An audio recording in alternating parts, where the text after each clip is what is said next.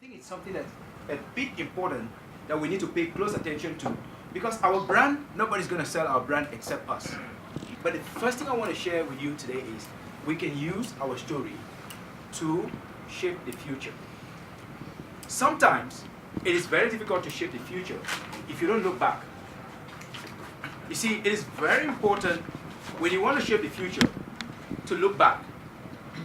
And when you look back, one of the best ways to look back is to use your binoculars. You can draw the things from behind and see how far you've come, what mistakes you've made, and where are you going. So I always like to use my binoculars as a metaphor for drawing things closer to me. We all know Steve Jobs. He said something that I will never forget. He said, we cannot connect the dots looking forward. We can only connect the dots looking behind.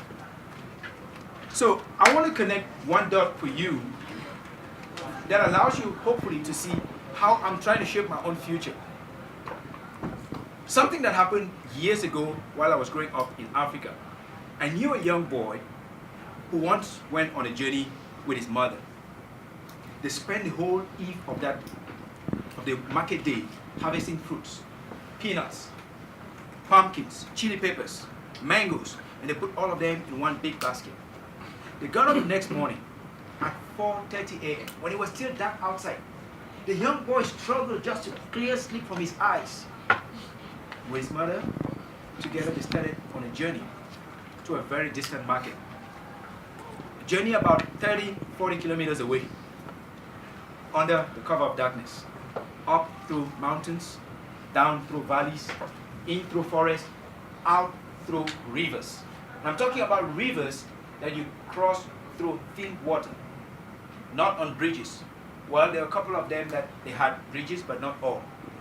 So the little boy was really frustrated with a huge basket on his head. After a moment, he stopped. He said, "Mommy, please, this is so tiring. I cannot walk anymore." His mother came from behind and said, "My son, do you remember the present that I promised to you?" The little boy said, "Mommy, yes." He said, "Then come along, let's go." They kept on walking, up through the mountains, down through the valleys, in through the forest, out through more rivers. It got to another point where the boy was frustrated. He couldn't walk anymore. He said, "Mommy, please, my feet are hurting. It feels as if they're half frozen and half swollen. I cannot continue to walk anymore." His mother was very concerned. This little boy was not exposed to a lot of walking. So she came again and said, "My son, please, come along. We are very close to the market." The boy said, "Mommy, please, how long is it going to take before we arrive at the market?" His mother said, 5 mountains, 5 valleys, and until perhaps we see a rainbow. The little boy said, "Mommy, will I still be alive by the time we arrive?" His mother said, "You'll be all right, just like your brothers for many years past."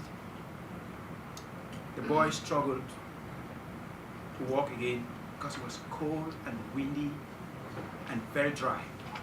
When they finally arrived at the market, his mother sold all the produce, the peanuts, the pumpkins, the chili peppers, everything. The boy was restless. He couldn't wait to get that present. Then they went on, they bought some ikan bilis for the entire family. Then the next stop was a delightful place. The boy was waiting. He could not wait for that gift. And when they got there, the mother examined the presents and realized that she did not have enough money.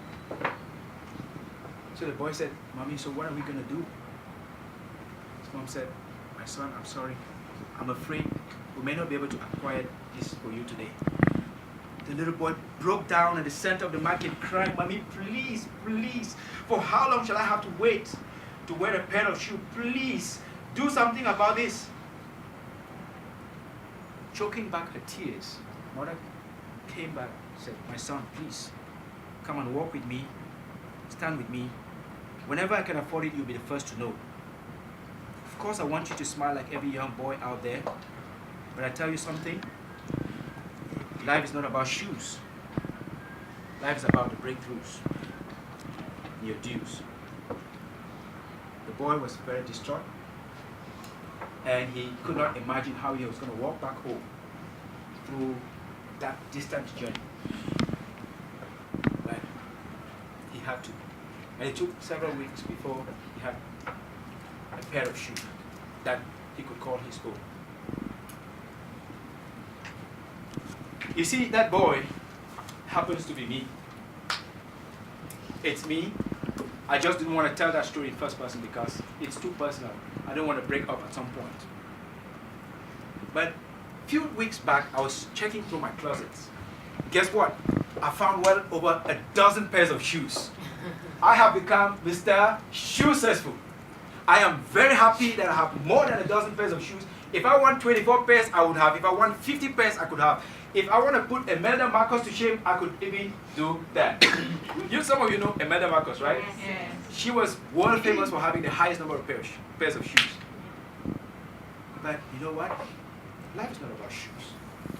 Like that old lady said to me, my mom, life is not about shoes, it's about breakthroughs. So today, I didn't want to come tell you a shoe story. I wanted to share with you the lessons, the ideas, the struggles behind getting my first pair of shoes at the age of 10. When did you have your first pair of shoes? At what age? Maybe before you were born, right? How cool is that? How cool is it to be born in a successful country?